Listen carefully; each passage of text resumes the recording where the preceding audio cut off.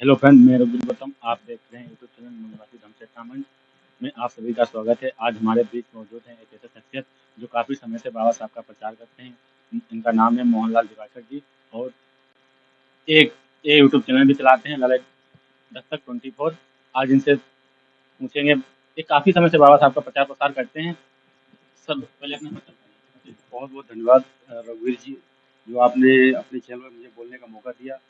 और मेरा नाम मोहनलाल दिवाकर है। मैं दिवाकर इसलिए लगाता हूँ, वैसे बाबा साहब ने अनुच्छेद 13 में कह दिया है कि संविधान बनने से पूर्व जितनी स्मृतियां वो शून्य घोषित कर दी गई। तो हालांकि क्योंकि हम जिस समाज से आते हैं वो हमारा दिवाकर समाज है, अभी बाबा साहब को सही तरीके से उसने जाना और पहचाना नहीं, इसलिए मैं एक अधिगम करने के लिए दिवाकर लगाता हूँ। तो अपनी बात शुरू करने से पहले मैं आपके दर्शकों को, आपके चैनल को बहुत धन्यवाद देता हूँ। और जैसा कि आपने हमारे बारे में बताया कि मैं काफ़ी समय से बाबा साहब का प्रचार कर रहा हूँ। देखिए, बाबा साहब का प्रचार करना हमारा एक नैतिक सिद्धांत है। ये हम किसी पे एहसान नहीं करते हैं। और ये आज हम जो कुछ हैं, आज हम कचहरी में बैठते हैं, आज हमारी जो भी शिक्षा है, वो डॉक्टर बाबा साहब संविधान की बदौलत है। तो आप बाबा साहब का प्रचार क्यों करते हैं और कब से कर रहे हैं?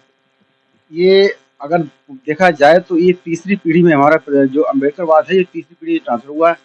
मैं आपको बताऊं, जब बसपा का गठन हुआ था 1982 में, उस समय हमारे पाली में एक कांसीराम के साथ एक ग्रुप चला करता था। उसमें ग्रुप में हमारे पिताजी का जो मूलचंद दिवाकर स्वर्गीय हैं, वो चलते थे। एक श्याम दिवाकर जी, वो भी चलते थे। एक मुस्लिम समाज से लियाकत अली, एक हमारे चमार समाज के जो मकरंद, वो बेचारे साइकिल काम करते थे। तो एक 8-10 लोगों का ग्रुप था। तो ये जो विचारधारा थी हमारी, ये तीसरी पीढ़ी में मुझे मिली है। तो ये कोई नई नई बात नहीं है। और बाबा साहब का प्रचार हमारा एक नैतिक सिद्धांत है। और मैं चाहता हूँ कि हमारी जो संतान आए और हमारी अगली पीढ़ी आए, वो भी मतलब हमारे आगे, मतलब इस मिशन को आगे बढ़ाए, अगर जो काम हमारा छूट जाएगा।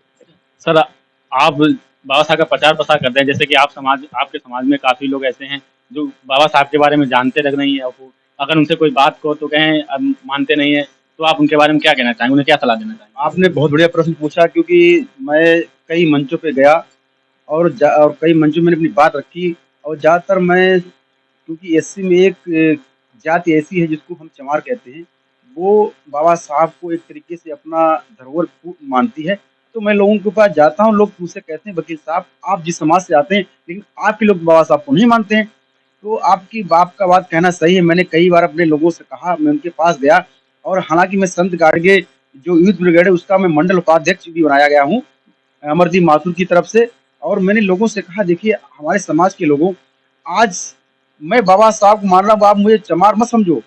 जय भीम करना चमार नहीं, जय भीम करना एक हमारा आत्मसम्मान, एक शक्ति, एक प्रेरणा है। तो मैंने उन लोगों से कहा, हमने आप लोगों की वजह से मुझे समाज में नीचा देखने को मिलता है। अगर आप हमारे साथ कंधे से कंधा मिलाकर चलेंगे, समाज की एक मुख्य धारा में जुड़कर चलेंगे, समता और समानता की बात करेंगे, बाबा साहब के अधिकार की बात करेंगे, तो हो सकता है, क्योंकि जो चमार, जो पासी, जो धोबी, जो अलग अलग रास्तों में बटा हुआ, हो सकता है कल आप हमारी बात मान लो, हो सकता है ये एक साथ चलने लगे। सर, अच्छा, आपने बहुत अच्छी जानकारी दी। ये कुछ लोग कहते हैं कि जो बाबा साहब का जो कारमा है उनको आगे बढ़ाना है, सिर्फ चमारों ने ठेका उठा रखा है। इन्हीं इन्हीं इसके मालूम, जैसे हिंदू धर्म कहते हैं ब्राह्मण है, उसे इसे लगता है कि ये बौद्ध धर्म जो है बाबा साहब का कारमा है, इसमें सिर्फ चमारों का है, यहाँ बढ़ाते हैं। अगर इन्हीं यही आगे रहते हैं, ऐसा क्यों है, वो क्यों नहीं आ सकते? बहुत बढ़िया प्रश्न किया। ये बात हमारे दिमाग में नहीं है, लेकिन आपने बहुत अच्छा प्रश्न किया। लोग कहते हैं कि अम्बेडकरवाद का जो ठेका है वो चमारों ने लिया है, लेकिन इस बात को मैं खारिज करता हूँ। क्योंकि जब तक हम सही बात को नहीं कहेंगे, देखिए भारत का आप इतिहास आगे देख लीजिए, तथागत गौतम बुद्ध से शाक्य मुनि थे, ठीक। कबीर, 500 साल उनकी विचारधारा थी, ठीक। उसके बाद आ जाइए आप ईवी रामास्वामी नायकर, ठीक। उसके माली समाज से थे। छत्रपति साहू जी महाराज कुर्मी समाज से थे। उसके बाद ज्योतिराव फुले माली समाज से थे। संत गाडगे बाबा जो महाराष्ट्र में धोबी समाज से, ओबीसी समाज से आते थे। तो ऐसे कई महापुरुष आप देखिए, तो एक पिछड़ा वर्ग का जितने जितने बड़े महापुरुष हुए, चाहे आप संत गाड़ियों को ले लीजिए, चाहे ज्योतिराव फुले को ले लीजिए, चाहे आप ललाई सिंह यादव को ले लीजिए, चाहे ज्योतिराव फुले को ले लीजिए, अब चाहे आप देखिए, आप बाबा साहब, डॉक्टर बाबा साहब अम्बेडकर को लोग कहते हैं कि डॉक्टर बाबा साहब अम्बेडकर चमार है। तो मैंने इतिहास पढ़ा, हालांकि मैं महाराष्ट्र में एक बार गया, पाम साहब के प्रोग्राम के लिए। तो बाबा साहब नॉट चमार। ठीक, बाबा साहब महार हैं, चमार नहीं। महार जो थी वो अलग है, एक महार जाति है और चमार अपना अलग जाति है। तो बाबा साहब देखा जाए, और मैं ये भी नहीं कहता हूँ कि चमारों ने किया, लेकिन हाँ, चमार जो जाति थी वो समाज से बहिष्कृत जाति थी। उसका जो सामाजिक दायरा था बहुत जीरो का था, तो उसके सामने एक तरफ कुआं एक तरफ खाई थी। अगर वो बाबा साहब के संविधान को ना अपनाता तो हो सकता है उसका अस्तित्व मिट जाता।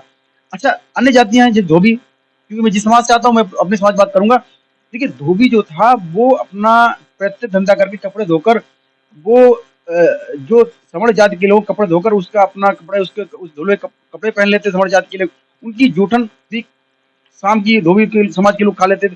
तो वो एक तरीके से परपोषी जाति, मैं कहूंगा धोबी जाति एक परपोषी जाति के रूप में हुए। और चमार का क्या हुआ, चमार जो समाज था उसके सामने आगे कुआं पीछे खाई। अगर वो बाबा साहब के सिद्धांत को ना मानता, अगर वो अपने बच्चों को ना पढ़ाता, तो शायद चमार जाति का अस्तित्व मिट जाता। इसलिए मैं चमार, अपने चमार भाइयों को, हालांकि मैं चमार सब नाम ले रहा हूँ, आपने नाम लिया, मैं अगर हमारी मैं हमारा कोई ऐसे उद्देश्य नहीं, ये बात आई तब मैं कह रहा हूँ, क्योंकि जाति का वर्ण करना, जाति का नाम लेना भी गलत है। लेकिन मैं अपने चमार समाज के भाइयों का बहुत बहुत आभार व्यक्त करता हूँ, बहुत धन्यवाद व्यक्त करता हूँ कि उन्होंने बाबा साहब की मिशन को आगे बढ़ाया और लगातार बढ़ा रहे हैं। आज आज उनकी प्रेरणा से आज धोबी आगे बढ़ रहा है, पासी आगे बढ़ रहा है, वाल्मीकि आगे बढ़ रहा है। तो मैं चमार जाति के अपने सभी भाइयों को बहुत बहुत धन्यवाद देता हूँ कि आप लोगों ने मुझे समझा, और आज समाज की आप एक प्रेरणा बने हुए, इसके लिए बहुत बहुत आपको साधुवाद। देखिए, वकील साहब ने जैसा कि बताया कि किसी जाति धर्म का नाम ले रहा हूँ मैं, किसी जाति को मैं नाम ले रहा हूँ, इसलिए किसी अपमानित नहीं कर रहा हूँ। जाति मतलब एक संबोधित कर रहा हूँ, बता रहा हूँ लोगों की कि आप भी आगे आएँ और बाबा साहब का प्रचार प्रसार करें। तो सर, हमने देखा है कई बड़े बड़े मंचों पर हम गए हैं, हमने देखा है वहाँ पर लोग ज़्यादातर एक शब्द प्रयोग करते हैं, मनुवाद। मनुवाद क्या होता है? देखिए, आज दो विचारधारा भारत में चल रही है, एक अम्बेडकराइज विचारधारा, एक असमानतावादी विचारधारा, जिसको बोलते हैं मनुवाद विचारधारा।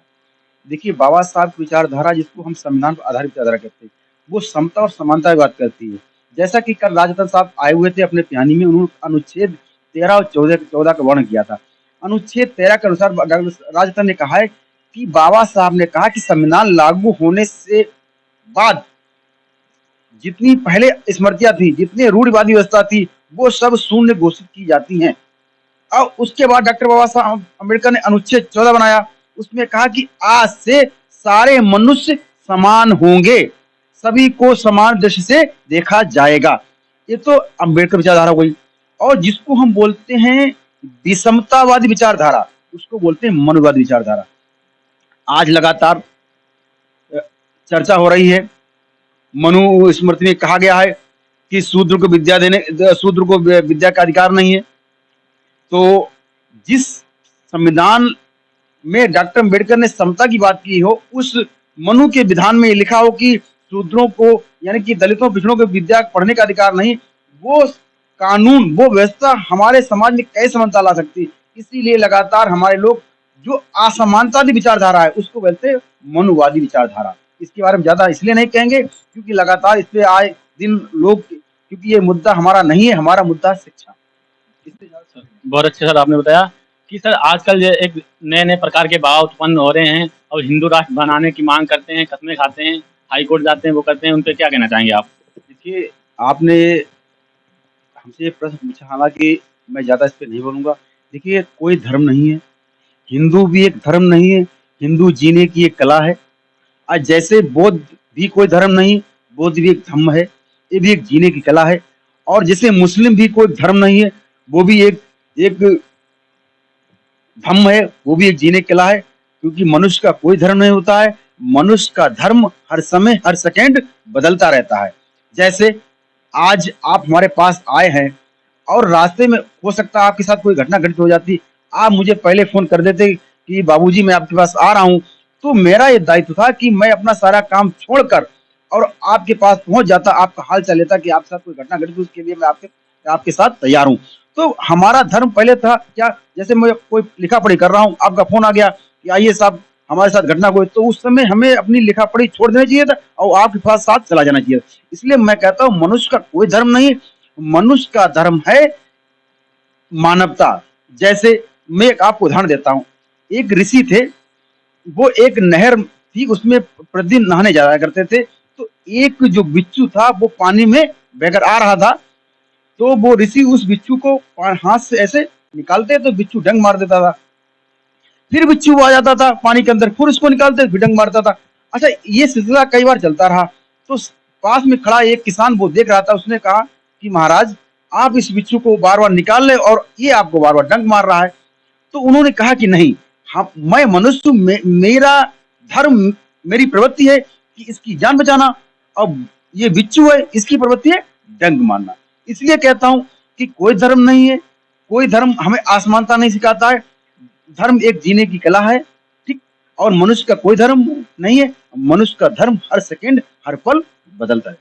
जैसे कि वकील साहब ने बहुत अच्छा बताया कि धर्म क्या होता है, एक पद होता है मार्ग चलने का। जैसे मानव जीवन है, काफी लंबा समय है, हमारे पास कोई रास्ता नहीं होगा, कोई मार्ग नहीं होगा, कोई पद नहीं होगा, चलेंगे किस पर। उसी प्रकार से धर्म में नियम होते हैं, हमें उन्हीं पे चलना होता है। और जाति का मतलब क्या होता है, जाति में भाई किस लिए बांटा गया, मतलब काम दे दिए गए। जात का जैसे हम कोई कॉलेज में पढ़ रहे हैं, क्या है मेरी जाति है, सभी का स्टूडेंट है, ये क्या है, जाति है। अब जैसे हमारे वकील साहब के बराबरी में बैठे हैं, वकील साहब कल बराबर बैठे का काबिल नहीं है, लेकिन बैठे हो, एक मानवता है। क्या मानवता क्या है, एक जाति है।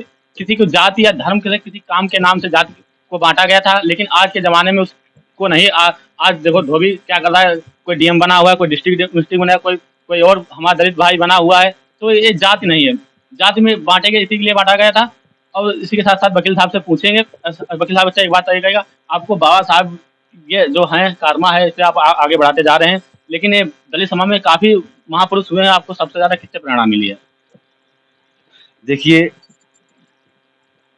कल जब राजरत्न अंबेडकर बाबा साहब के बच्चों पर और बाबा साहब के साथ जो घटना घटित हुई, और उन्होंने बाबा साहब की बताया कि बाबा साहब की संतान बीमार थी, डबल निमोनिया था, और वो किसी केस के सिलसिले में बाहर चले गए, बाबा साहब का बेटा खत्म हो गया। तो मैं कहता हूँ कि कैसी ये पीड़ा रही होगी, कैसी व्यवस्था रही होगी, कितना बड़ा दुख रहा होगा जो डॉक्टर अम्बेडकर ने बर्दाश्त किया, ठीक। मैं सोचता हूँ कि मेरे माँ बाप ने मुझे पैदा जरूर किया है, लेकिन मुझे जीने का अधिकार, मुझे बैठने का अधिकार, मुझे कपड़े पहनने का अधिकार, ये बाबा साहब का आज मैं बैच लगा हुआ, ये मुझे लगाने का अधिकार, तो शायद डॉक्टर बाबा साहब अम्बेडकर अगर ना हो तो मुझे नहीं मिलता। तो मैं कहता हूँ कि मेरे माँ बाप ने मुझे पैदा जरूर किया, लेकिन सबसे पहले मैं डॉक्टर बाबा साहब अम्बेडकर को अपना माँ बाप मानता हूँ, अपना गुरु मानता हूँ। अगर बात आ जाए सम्मान की, तो सबसे पहले मैं डॉक्टर बाबा साहब अम्बेडकर को सम्मान दूंगा, क्योंकि हमारा एक एक कण, हमारा उनका एक एक कण ऋणी है। अगर डॉक्टर बाबा साहब अम्बेडकर ना होते तो समाज में हमारे जितने महापुरुष हैं, हर महापुरुष ने अपनी समय काल के अनुसार, अपनी क्षमता के अनुसार जितना उनका उनका कार्य था, उनका कारवा था, उसको पूरा किया। और जैसे हमारे महामहिम राष्ट्रपति द्रौपदी मुर्मू ने कहा था अभी, सुप्रीम कोर्ट के तमाम जजों को बैठाकर, और कि वो जेल में कट जाते हैं कि हमारे समाज के पास पैसा नहीं होता, उनके लोगों के पास, वो उनकी जमानत नहीं कर पाते हैं। तो आप लोगों को उन पर मानवता दिखानी चाहिए। और उन्होंने ये भी बात कही कि जो बात मैं कहना नहीं चाहती वो आप समझ रहे होंगे।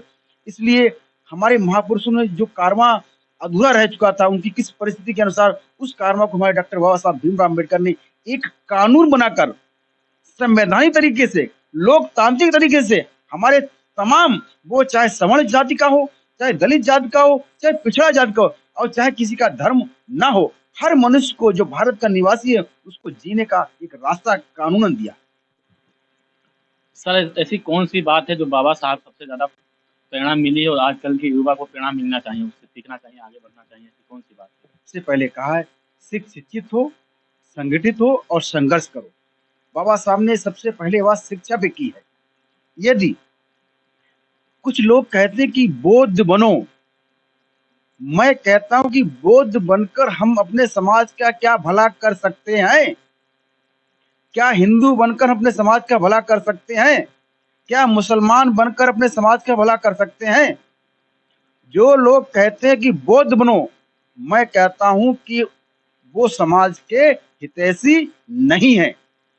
बाबा साहब ने कहा था कि आप डॉक्टर बनो, इंजीनियर बनो, जज बनो, आईएएस बनो, पीसीएस बनो।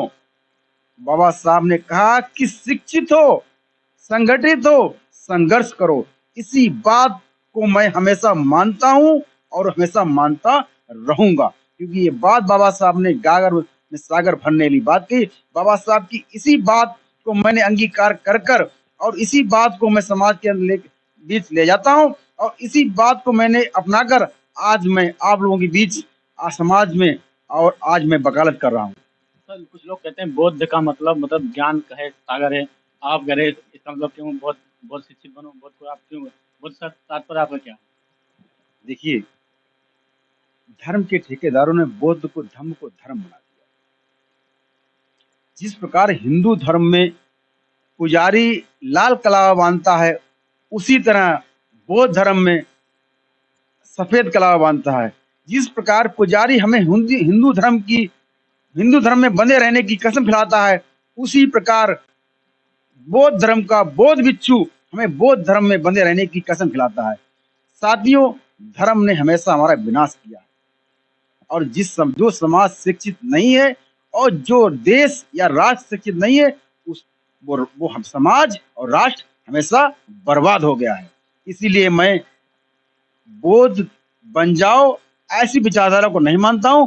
बुद्ध तथागत गौतम बुद्ध ने कहा था कि बुद्धम शरणम गच्छामि, कि तुम हमारी शरण में ना आओ, उन्होंने कहा कि तुम बुद्धि के शरण में जाओ।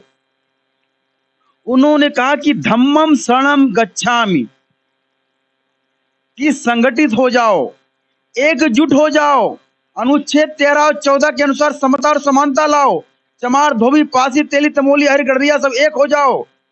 फिर कहा संगम शरणम गच्छामि, और जब आपके अधिकारों पर कोई डाका डाले छीने तो लड़ने के लिए तैयार हो जाओ, का संगम शरणम गच्छामि। लेकिन धर्म के ठेकेदारों ने उसका, लोग कहते हैं उसको धम्म को धर्म बना दिया। इसलिए मैं इन लोगों से बहुत ज्यादा खिन्न और नाराज हूँ। सर आपने कहा कि जो लोग होते हैं धर्म के ठेकेदार, वो धर्म में बांटे रहने लगते हैं। बहुत भिक्षु लोग हैं, कहते हैं बांटे रहते हैं, कलावा बांधते हैं, लेकिन हम लोग उनसे याचना करते हैं उकासम अहम बनते तीसरण से पंचशीलम धम्म में आचार्य अनुज्ञान कटवा शील देत में बनते। तब वो लोग हमें बनना दिलाते हैं, तब हमें शपथ दिलाते हैं कि हम बुद्धम शरणम गच्छामि, धम्मम शरणम गच्छामि, संघम शरणम गच्छामि, तब शपथ दिलाते हैं। तब हम उनकी भगवान बुद्ध के सामने शपथ लेते हैं कि आज से हम बुद्ध की शरण में जाता हूँ। आपने ऐसा क्यों कहा? देखिए, मैंने किसी धर्म को ज्यादा नहीं पढ़ा है, लेकिन मैं एक बात तो अच्छी तरह जानता हूँ। बाबा साहब अम्बेडकर ने कहा था कि हे मेरे समाज के लोगों, मुझे मूर्तियों मत ढूंढो, हमारे ऊपर फूल मत चढ़ाओ, हमारे आगे अगरबत्ती मोमबत्ती न लगाओ, मुझे किताबों में पढ़ो। अगर मुझे हमारे असली वारिस हो, अगर वास्तविक मुझे मानते हो, तो बाबा साहब ने कहा था कि मुझे किताबों में ढूंढो कि मेरी जीवनचर्या कैसी थी, मैंने कैसे संघर्ष किया और मुझे कैसे संघर्ष करके आगे बढ़ना चाहिए। तो जो लोग हमें धर्म का पाठ पढ़ाते हैं, वो हमें शिक्षा की ओर नहीं ले जाएंगे, वो मुझे अंधकार की ओर ले जाएंगे। ये बहुत अच्छे वकील साहब जी ने जैसा बताया है कि मुख्य मुद्दा क्या था हमारा, एक संगठित हो, संघर्ष हो, शिक्षित बनो। इसी मुद्दे को लेकर हम लोग आज समाज को आगे कल्याण कर सकते हैं। जैसे कि वकील साहब ने बताया, किसी धर्म या जात के जैसे हिंदू बनो, हिंदू बनने से कुछ कल्याण नहीं होगा। कल्याण हमारा जब ही होगा जब हम शिक्षित होंगे, किसी भी जाति किसी भी वर्ग का व्यक्ति हो, शिक्षित होंगे, संगठित होंगे, संघर्ष करें। बाबा साहब के 3 मंत्र, बाबा साहब ने जो कि संविधान 22 प्रतिज्ञाएं भी दी थी, वो संविधान लिखने के बाद थी। वो संविधान के गरिमा में कुछ लोग कहते हैं कि बाबा साहब ने ये संविधान, जैसे कहते हैं इनके वो फैलाते हैं, नफरत फैलाते हैं, लेकिन वो नफरत नहीं फैलाते हैं। उन्होंने अपने लोगों को, अपने समाज को बताने एक कुछ हमारे बीच में भटक गए थे, कुछ मार्ग में अटक गए थे। पहले बौद्ध धर्म था, बहुत पहले, तो हम उसी में थे, उसी में हमें बाबा साहब वापस लाने की शपथ दिलाते हैं। तो इसी के साथ साथ मैं अपनी बात को विराम दूंगा। जय भीम। साथियों, आज ये मूल निवासी धम्म चेतना मंच है, हालांकि इन्होंने नहीं बताया है रघुवीर जी ने, और ये मूल निवासी धम्म चेतना मंच नाम मैंने ही दिया है। और आज मैं अपने लोगों से, जो समतावादी विचारधारक हैं, मैं उन लोगों से बहुत गुजारिश करूंगा कि मूल निवासी धम्म चेतना मंच है, इसके अर्थों को समझिए और इसको आप ऊंचा उठाने के लिए इसका सहयोग करिए, लाइक को सब्सक्राइब करिए। और इसी के साथ मैं अपनी बात को खत्म करता हूँ। जय भीम, जय संविधान।